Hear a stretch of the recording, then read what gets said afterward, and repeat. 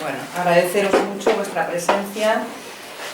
Quiero también agradecer a Kepa y a Maribel, que han hecho todo lo posible para sostener hoy esta matiné, que era un poco improbable.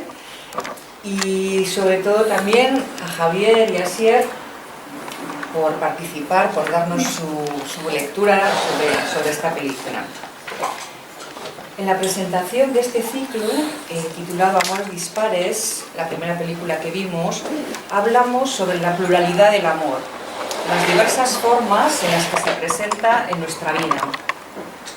La película de hoy, Her, es un claro ejemplo, me parece, de esa diversidad y disparidad. Esta historia, en la que un hombre se enamora de una inteligencia artificial, o mejor, de una voz, suscita numerosos interrogantes, a mí al menos. La voz está en primer plano en esta película, en la que todo, la escritura, la lectura, pasa por la voz. Se escribe al dictado, se leen los correos dictados. La voz en psicoanálisis, lo que Lacan llamó el objeto invocante, es quizá uno de los más complejos de tratar, porque no se refiere a la voz que oímos, sino a aquello que en lo que oímos se escucha como vivo, como enunciación, más allá del enunciado, más allá del dicho, podemos decir, ¿no? Ese es quizá el atractivo de Samantha, su capacidad para transmitir algo de la voz, de la presencia de alguien, con una subjetividad propia, y hacerlo sin tener cuerpo, sin imagen. Encontré, el escritor Sándor Márai afirma en la novela La Gaviota, dice: la voz es el alma, y el alma la define como un órgano inmaterial capaz de reaccionar ante Eros. Eros, que sabemos es esa fuerza que con Tánatos, pulsión de muerte, mueve el mundo. En ese sentido podemos afirmar que Samantha es una voz, un alma, que reacciona a Eros. Esta película nos plantea, como decía antes, muchas preguntas. ¿De qué nos enamoramos cuando amamos a alguien? ¿Qué cuerpo está en juego en el amor? ¿Es necesario el cuerpo? ¿Hablar de amor es algo femenino? Algo que esta mesa contradice, pero hay una escena en la película en la que el compañero de trabajo le dice: yo creo que tú eres en parte hombre, en parte mujer, por tu sensibilidad, ¿no?, en la escritura. ¿Qué relación entre el sexo y el amor? ¿Qué perdemos al perder el objeto de amor? ¿Se puede amar a 645 personas al mismo tiempo? ¿O el amor exige cierta elección singular? La película muestra muy bien la experiencia que supone el amor cuando aparece. El amor despierta. Pero también nos muestra el estrago de la pérdida del objeto amado. Freud, en El malestar en la cultura, nos dice que la experiencia del amor sexual es la más placentera que experimentamos y se convierte en el arquetipo de nuestra aspiración a la felicidad. Pero afirma también que nunca somos más desdichados y desvalidos que cuando perdemos el objeto de amor. La película muestra también la relación entre la escritura y el amor. Es muy interesante que el protagonista se dedique a escribir cartas de amor. ¿Cuánto se ha escrito sobre el amor, por amor, para mostrar y obtener amor? Bueno, de estas cuestiones, y seguro que algunas otras que ellos han elegido, nos van a hablar hoy. Primero Javier Muguruza, que es un músico que también escribe, y Asier Laspiur, que es artista y ha sido profesor de escultura y de imagen en la Facultad de Bellas Artes de la Universidad del País Vasco, Euskal Herriko Unibertsitatea, y está interesado por las relaciones entre el arte y el psicoanálisis. O sea que le paso la palabra a Javier, que nos cuente un poco su lectura de la película. Bueno, egunon denoi, mila esker Lierni aurkezpenagatik eta gainako guztiei hemen izateagatik. Llevo toda la vida delante del público y estoy un poco nervioso. Cosa curiosísima que me tiene intrigado, la verdad. Bueno, hace unos meses, aquí mismo, asistimos a la proyección de Un hombre soltero, de Tom Ford. Tras las sugerentes intervenciones de Diana Echeverría y Asier Laspiur, en el turno del público, levanté la mano decidió aportar lo mío y dije algo parecido a esto. A mí la película me ha gustado, pero el final no me ha gustado tanto. Inmediatamente intuí que una intervención de tal calado, que una rasuración de sentido tan lograda, iba a traer consecuencias. Y efectivamente, así ha sido. Y aquí estoy hoy, invitado. Y dispuesto a intentarlo otra vez. El título que he elegido para mi exposición es Alfabeto sin orden para una historia que inquieta. Y es que hoy quiero servirme de ese recurso, de un alfabeto aparentemente caótico, para exponer algunas ideas que la cinta me ha traído a la mente. Pretendo que las primeras letras que voy a utilizar nos ayuden a introducir, a acercarnos al punto de vista que quiero ofrecer y luego ya ir entrando en el meollo de la cuestión. Bueno, comienzo a rodear un poco el tema con la C de cabeza. Así se apellidaba un conocido periodista musical que en los años 80 tuvo una notoriedad importante, sobre todo en la radio pública, apoyando a la escena vasca.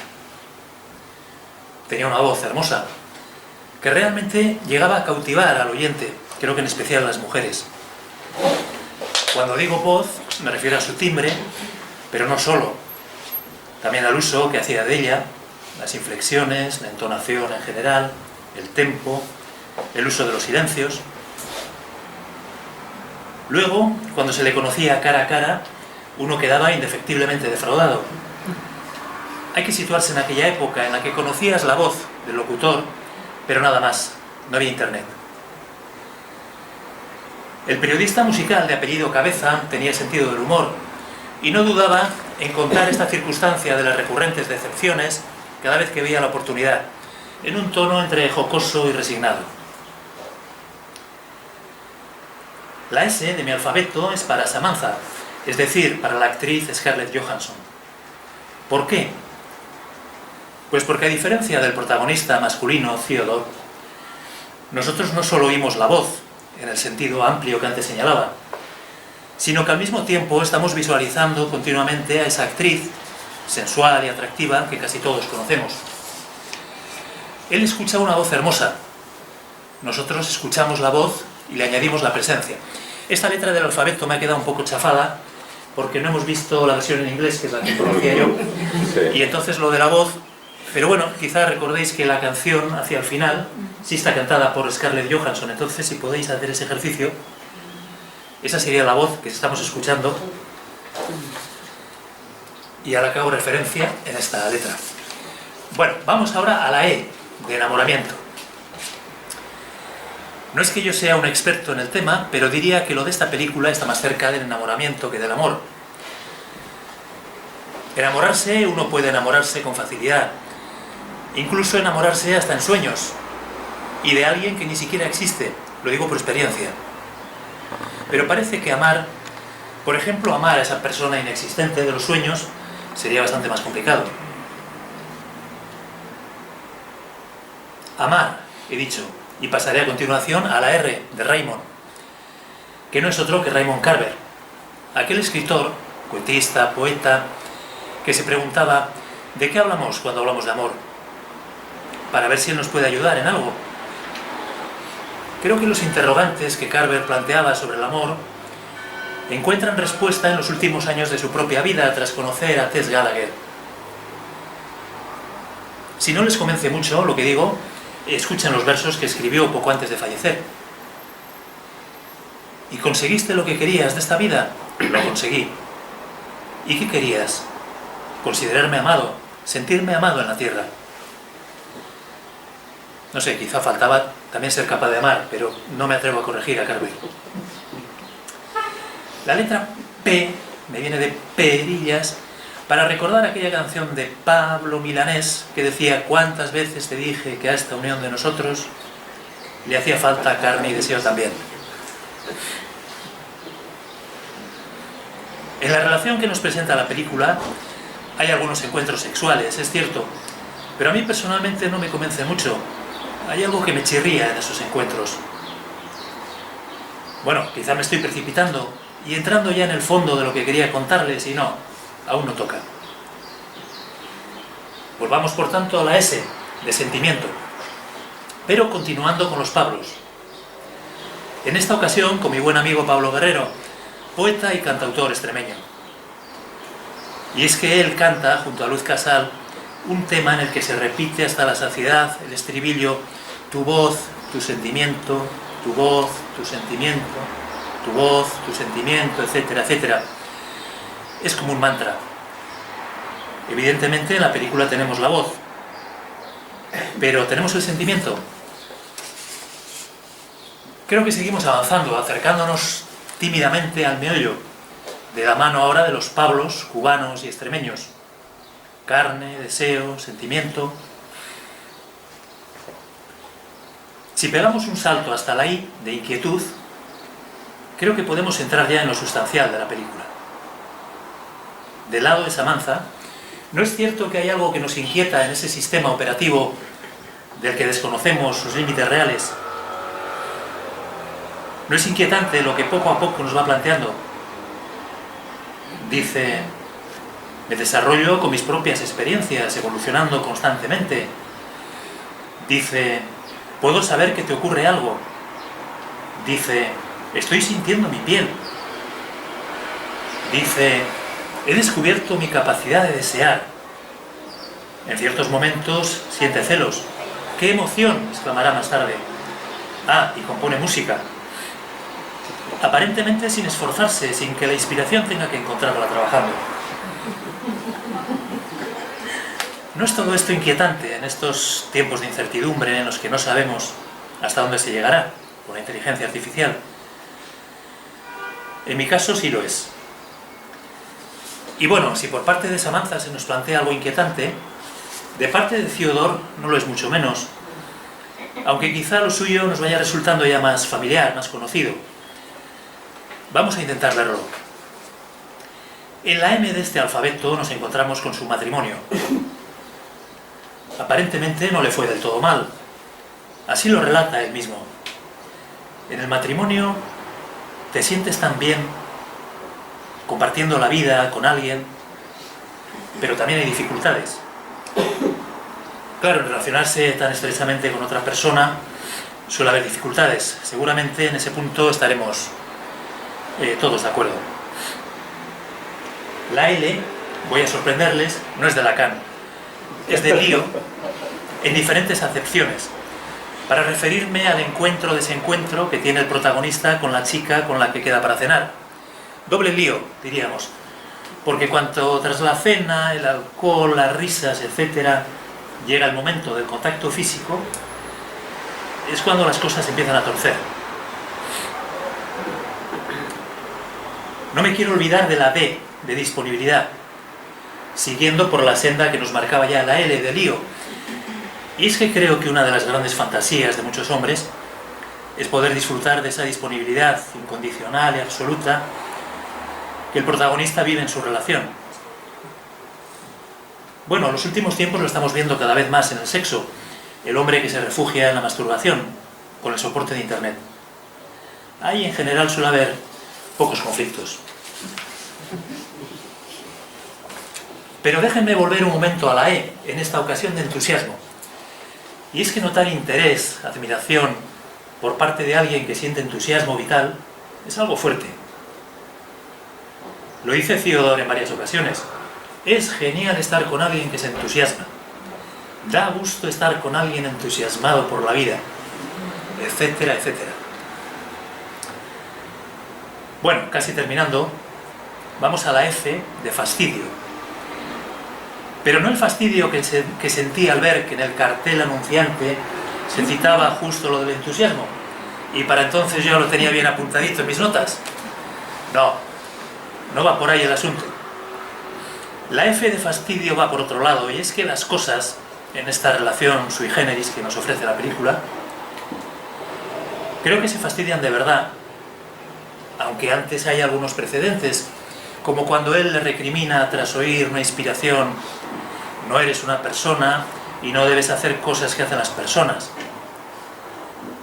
Pero decía que creo que las cosas se fastidian de verdad cuando Samantha comienza la relación con la nueva versión del filósofo fallecido, y dice estar experimentando muchos sentimientos nuevos con él. Y ni siquiera hay palabras aún para expresarlos. Luego le confesará estar enamorada de otros 641. Y voy a terminar, y termino con la A de atrevimiento, porque realmente hace falta bastante atrevimiento para dirigirse a ustedes con mi deficiente conocimiento del psicoanálisis. Les agradezco la atención y la indulgencia. Mila esker benetan, zuen arretagatik eta horrengo arte.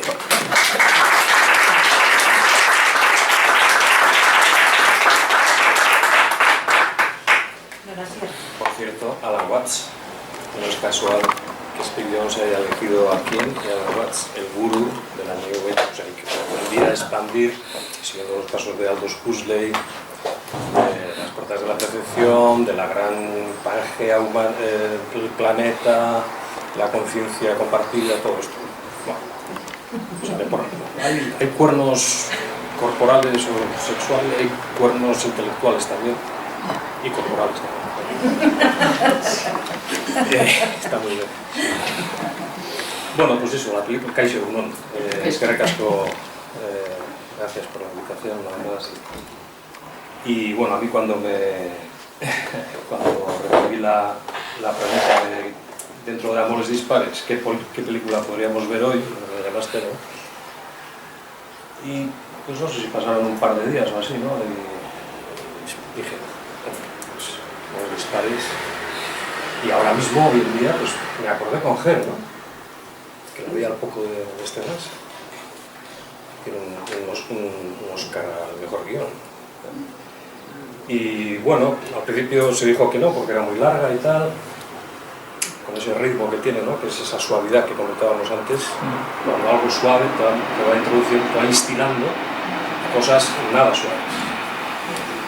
Eso está muy bien, instilado. Entonces, bueno, me debatía desde mi condición de profesor de imagen, precisamente, de análisis de imagen de la cultura y todas estas cosas y tal, si hacer algo desde mi visión, no sé, pues no sé si decir estética, pero desde lo que es la imagen, el tratamiento de los colores, no es casual que sea de color carne, el aparatito y muchos vestidos que aparecen, muchas estéticas de los años 60 y del plasticismo. O más alto, o sea, si no se puede. La voz. El café no ha hecho efecto. Y entonces, los colores, las formas cuadradas, estables, la ciudad, que es una mezcla de Shanghái y de Los Ángeles, en fin, es un futuro cercano que nos toca muy bien, porque la película es del 2013 y ahora estamos ya estamos casi en esto ya, ¿no? Ponerte un pinganillo y puede pasar cualquier cosa. Y luego por otro lado decía, pero bueno, pues un análisis también un poco en conexión al psicoanálisis, y al final me he debatido por eso, no sé si por o sea, por no caer en la formación profesional o no sé por qué, pero bueno. Y entonces pues, como yo soy rizomático y me voy como una hiedra, pues me cortáis donde me dais el corte y ahí nos quedaremos. Bueno, no sé. Yo he escrito un artículo y luego no sé si sirve para algo, pero bueno, voy a empezar, y aunque hay muchas cosas que ha tocado Javier ya, por supuesto. Entonces, bueno, pues me sigue pareciendo una gema preciosa, tallada con esmero, en infinidad de facetas, no todas lisas, pues narran situaciones puntiagudas, aunque sí pulidas en lo tocante al trabajo cinematográfico. Desconozco, como comentábamos antes, si el director Spike Jonze tiene contacto con el psicoanálisis. Siendo norteamericano, no creo que no, viene de los videoclips, precisamente hace los juegos estos y tal, que aparecen ahí, de publicidad y tal. Pero las situaciones que fabrica, sorprendentemente, en la película, pues sondean muchas de las claves psicoanalíticas, ¿no? Y además, en fin, hay tantas. Esa otra idea que tenía de ir como por las escenas, ¿no? La de la playa, la de cuando llega lo de la promiscuidad, cuando si tengo piernas y no tengo, todas estas, ¿no? Pero al final es imposible eso. Pero sí que toca cosas muy, que parece como que algo conecta, ¿no? Pero bueno. El relato aborda tantos aspectos valiosos y fascinantes que solo podré atender unos pocos. Situaría la película, para situar en un contexto dentro del género del drama romántico. Y yo diría más en concreto, le llamaría los romanticismos actuales, denominémoslo así, ¿no? De manera que la cuestión amorosa emerge en el anudamiento al significante amo que triunfa hoy, que no es otro que el de la tecnología engarzada a la expansión protésica de lo digital. Que parece que no nos damos cuenta de lo digital, es una cosa tan etérea, pero que es una prótesis. La palabra prótesis ya tiene un peso, ¿verdad? Casi de hierro, ¿no? Es como decir, esto no es una prótesis, ¿no? Por lo fina que es, ¿no? Pero por eso la suavidad, pero que de suave no tiene nada. Es en dicho contexto donde el director Spike Jonze expondrá al desnudo un corpus sin cuerpo para que lo exploremos, para sondear y hurgar en él, interrogándonos qué es y cómo puede ser eso tan dislocante, lo que nos saca de nuestro lugar, y qué consecuencias acarrea al sujeto y al lazo social. Un corpus sin cuerpo es ciertamente chocante entre humanos, un sistema operativo puesto en acto entre sujetos hablantes de carne y hueso, fingiendo además tener cuerpo. Esto no hay que olvidar, porque ella está continuamente queriendo ser, queriendo fingir, o sea, queriendo a través del fingimiento ser algo que no es. Así lo atestigua el propio Theodore al descubrir lo que Samantha representa y exclama: es rarísimo, pareces una persona pero solo eres una voz en un ordenador. A lo que ella responde: puedo entender que desde la perspectiva limitada de una mente no artificial tengas esa percepción, ya te acostumbrarás. He aquí un ya te acostumbrarás muy similar al ya te acostumbrarás nuestro, el de los parteners que tenemos cuerpo, que irrumpe casi siempre en los albores de la relación de pareja y suele repetirse esporádicamente. Augurio que a duras penas se cumple, lo sabemos, y a menudo nunca. Lo de acostumbrarse. A este tipo de disfunciones técnicas y psíquicas,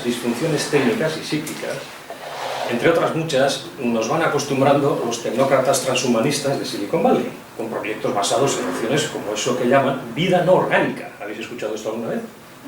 Vida no orgánica, se está hablando de eso ya, ¿no? Que tanto chirrea a los oídos, mira, la palabra chirrea ha salido de... pero que al tiempo ya nos acostumbraremos. Hace poco escuché en la radio al escritor Juan José Millás, que supongo que conocéis todos, su mujer es psicoanalista también, ¿verdad? Unas ideas muy atinadas en torno a... Voy a tratar un poquito de Juan José Millás porque es muy curioso lo que me ha tocado escucharle en poco tiempo, ¿no? En torno a esta existencia protésica, que hace unas ideas muy bajas, ¿no? En la que nos va asumiendo el nuevo significante amo como una enredadera sin centro, según la lógica del rizoma, y que nos entretiene arrebatados a la vez que provoca malestar. Describía Millás con lucidez cómo va la gente en metro. Dice, abducida por el móvil en una especie de ensimismamiento inverso, hacia afuera. Y denunciaba que nos parezca normal vivir siempre afuera de nosotros. Me viene la expresión que mi madre utilizaba, estar fuera de quicio. Cuando estábamos nerviosos nos decía, estáis fuera de quicio. Todos tenemos en casa una puerta que está fuera de quicio, que no encaja bien, y no pasa nada, la cierras, pero hay un malestar permanente. Y creo que también hay aquí una carga de ansiedad, porque quien está mirando un móvil tanto es porque espera algo del móvil, que el móvil no le va a dar. Yo siempre contesto al teléfono por si me llama Dios. Llevo toda mi vida esperando que Dios me llame para darme una revelación fundamental.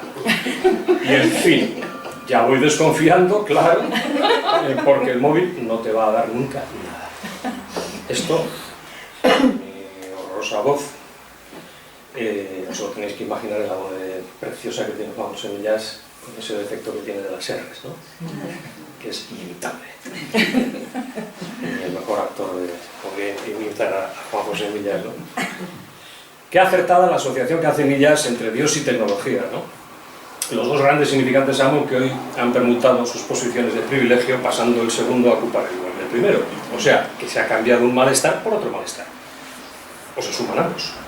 El malestar religioso y el nuevo malestar, también de calidad religioso.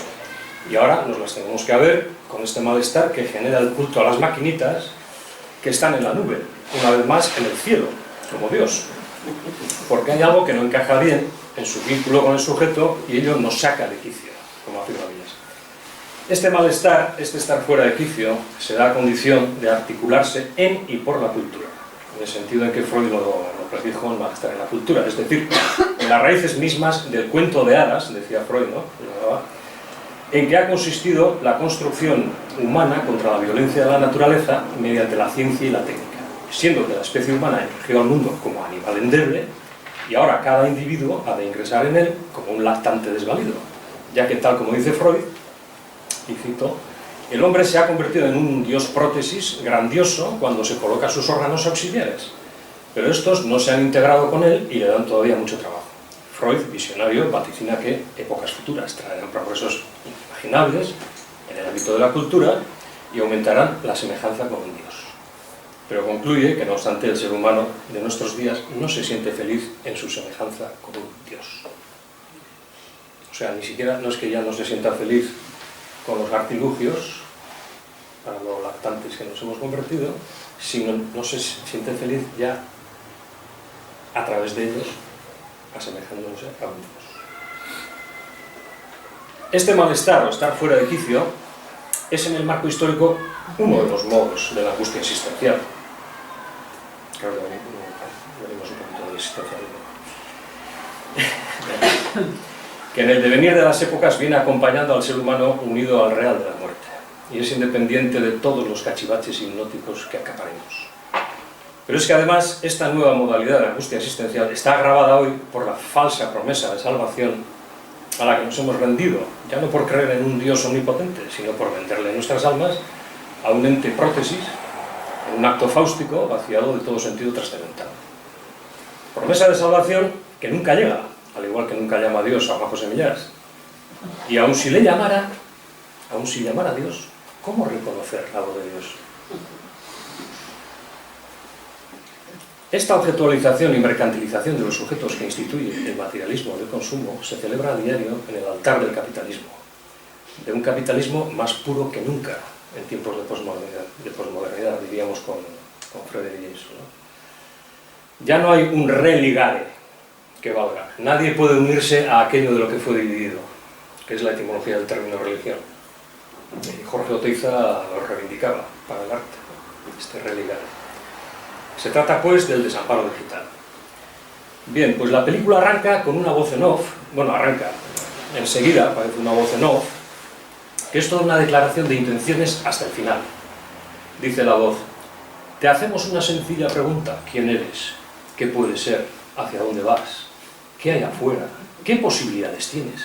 Element Software tiene el placer de presentarte el primer sistema operativo de inteligencia artificial, un ente intuitivo que te escucha, te comprende y te conoce. No es un simple sistema operativo, es una conciencia. Te presentamos OS1.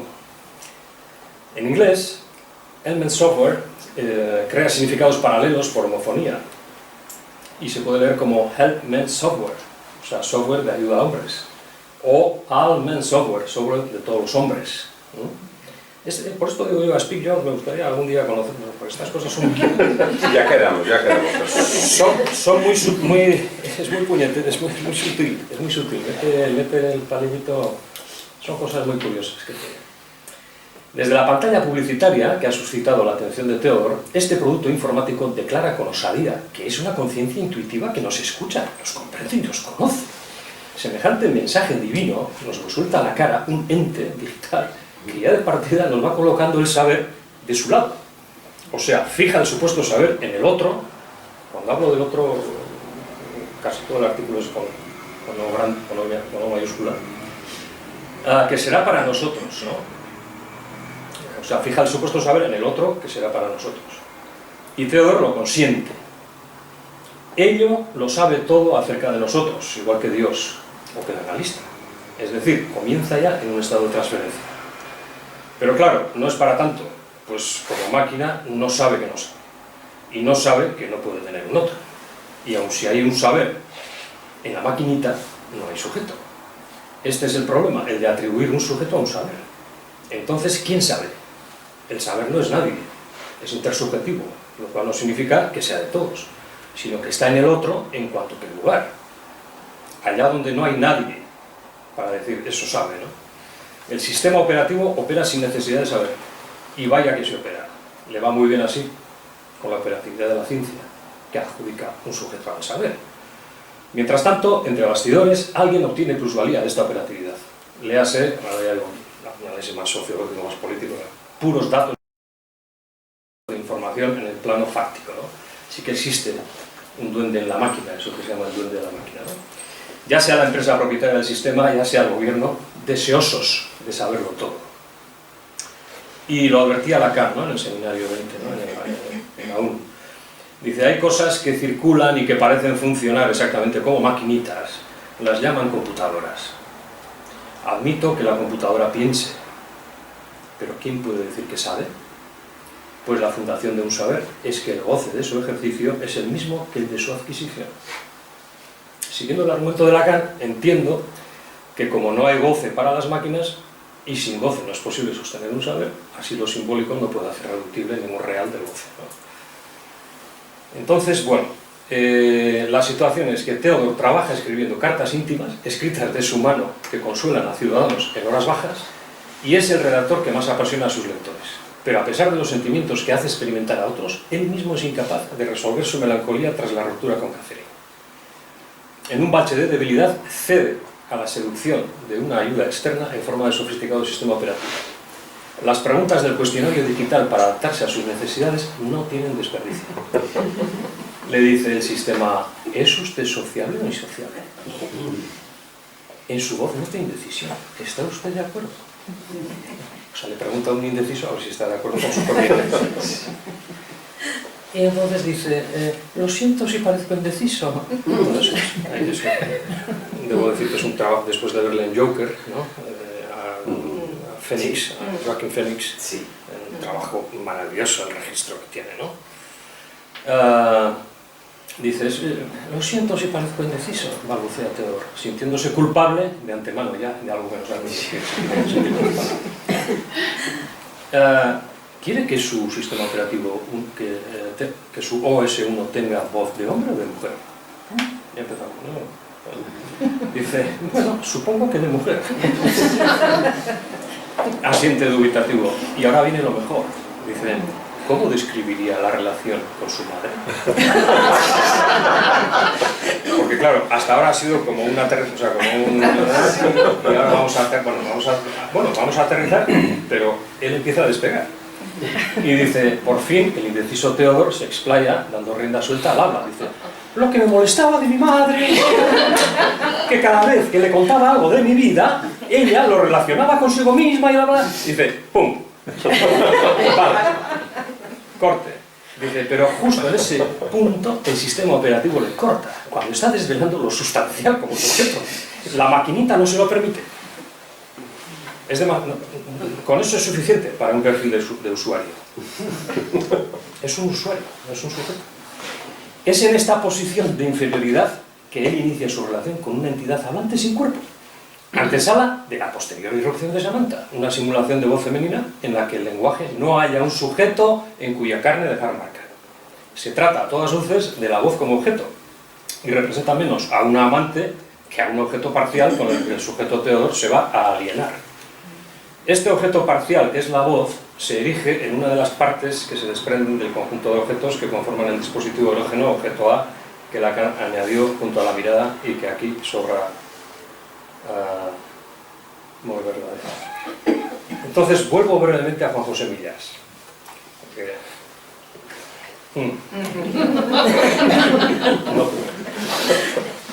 Vuelvo brevemente a Juan José Millás para recordar uno de sus momentos más notables en la radio, cuando contó que se le ocurrió preguntarle al sistema Siri del iPhone. Sabéis que él anda muy liado con el tema este últimamente. Sí. Y dice Juan José Millás que le preguntó un día al Siri, dice, Siri, ¿quién soy yo? Para que nos vamos a andar con... Primero le preguntó que si, bueno, ¿quién es el escritor Juan José Millás? Y yo le dije, ¿quién es Juan José Millás? No lo sé. ¿Quién es el escritor Juan José Millás? Es un escritor madrileño que tiene tantos años. Bueno, y al final dice, mira, vamos a dejarnos de preguntar, ¿quién soy yo? Y por supuesto no tuvo respuesta.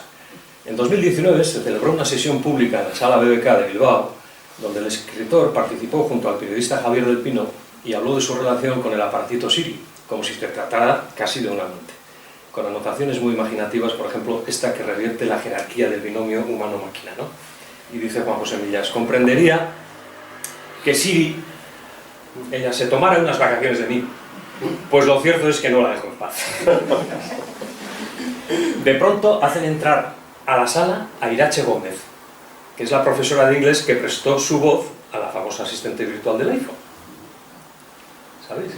Pues es una profesora de inglés vasca. Sí. Es la que luego computerizaron toda esa voz.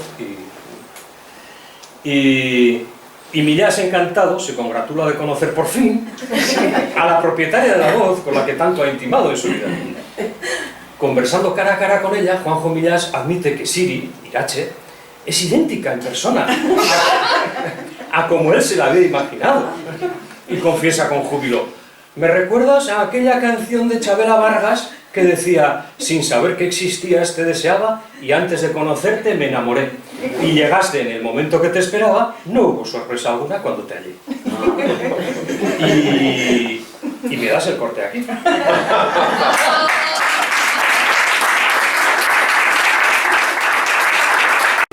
Realmente esta película la elegimos para hablar sobre el amor, pero me parece que también es una película para trabajar que es un cuerpo. O sea, nos daría para mucho en ese sentido, ¿eh? Entonces, bueno, simplemente para terminar voy a hacer una breve referencia sobre el tema del amor, porque bueno, me parece que, como decíamos antes, ¿no?, a pesar de que el desamor y lo imposible, me parece también, del amor están muy presentes en la película, hay al final, como decía antes, un mensaje a favor del amor, me parece. Él nos enseña sobre la vida, sobre nosotros mismos, a condición de poder perder sin perdernos, como decía, de estar dispuestos a aprender de esa experiencia. No hay la última palabra sobre el amor, por eso estamos aquí todos, y está muy bien que así sea. Como afirma el escritor Imre Kertész, la posición más ética implica, y le cito, dejar que las cuestiones candentes ardan, palpiten en nuestro interior. Eso es un poco lo que tratamos de hacer en estos encuentros. Gracias.